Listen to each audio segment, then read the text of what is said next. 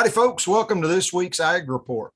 So this week, we're going to talk about the much needed, much anticipated rain that we kind of got last week. You probably saw on the Ellis County weather coverage of those storms coming through. They got a lot more up on the concrete in Dallas than we did here. You know, that concrete needs a lot of water. But anyways, we got anywhere from 3 to 4 inches. Now, that was a very needed rain. We have been extremely dry, extremely hot for a very long time.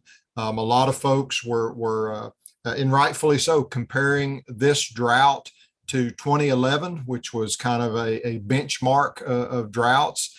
Some folks, said this was a little worse than 2011. It was an epic drought. We had many days over 100 degrees.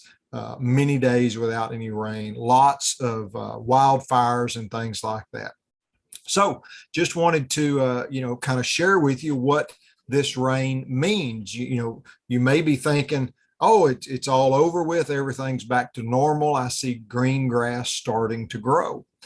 So let me kind of give you a little snapshot of what had been going on and where things are better, but it's going to take a long time, years, for things to get back to normal. And you may think, well, why would it take years to get back to normal?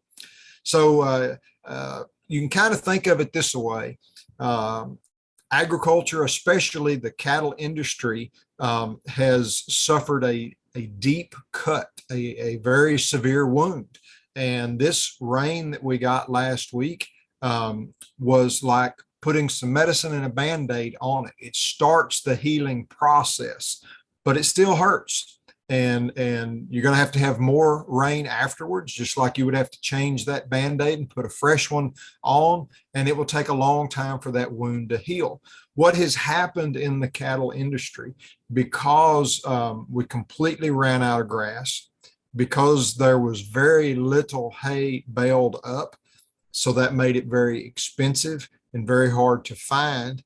A lot of people, and you may have seen this on different news agencies, were selling their cattle. They started by maybe liquidating 25%, maybe 50%.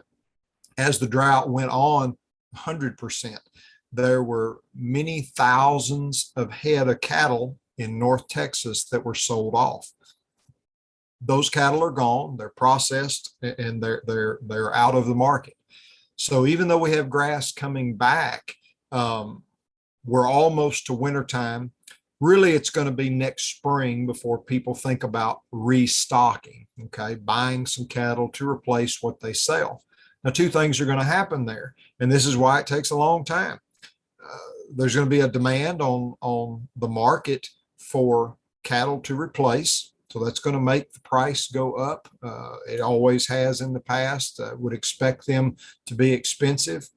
If you try to raise your own heifers and grow your herd internally, that's going to take a long time. That's where the years comes in, because you've got to 9 months have that calf. 9 months have that calf. That calf's got to get old enough to breed back at 1.5 years, and then have a calf before you have a replacement that is producing again. So you're talking about a good 2 years, maybe 3 years before you are replenishing your numbers. Now, what does that mean for you going to shop at the meat counter? You may think, well, I live in an apartment. I don't have, cattle. That's okay. Well, you're probably going to see that meat price continue to rise because of demand, because the companies have made an investment and they've processed a lot of beef right now. They're going to have it in cold storage. And so that is expensive to keep in cold storage in there. So that adds to that cost. And then when you got a draw on the market where people are trying to buy cattle to replenish their herds, that brings that price up as well. So anyway, so that's kind of a little snapshot of what we think is coming on there. The other thing, maybe you've got some cattle and you're thinking about fall grazing, because we talked about that hay. It was in short supply, not very good quality. A lot of corn shucks have been baled and bought up and stuff like that, supplemental feeding. Um, you know, those of us that have farmed through droughts before, the 90s, the early O's, the teens, and now here we are in 2022. A lot of times when you have a good needed rainfall in August or September after a hot, dry spell, be very cautious. Grub worms and army worms usually come out with a vengeance. And those grub worms, you really can't do anything for those. Army worms, you can spray for. Again, that's an extra expense, and you have to do it a couple of times to break that life cycle.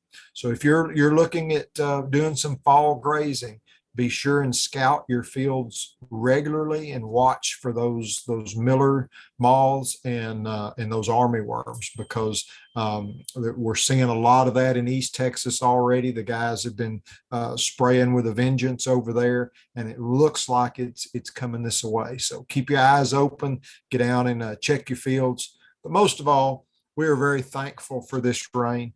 Very appreciative. We had been feeding hay since July the 4th. This will help us out. Hopefully, this will continue as a trend to get some rainfall. Maybe we can get some conditioning back on these cattle before we hit wintertime. In about 90 days, it's right around the corner. First frost won't be too long. I know you're looking at me like, oh my goodness, really? It's still 98 degrees outside. But, like they always say, if you don't like the weather in Texas, wait about 15 minutes and it'll change. Y'all take care now.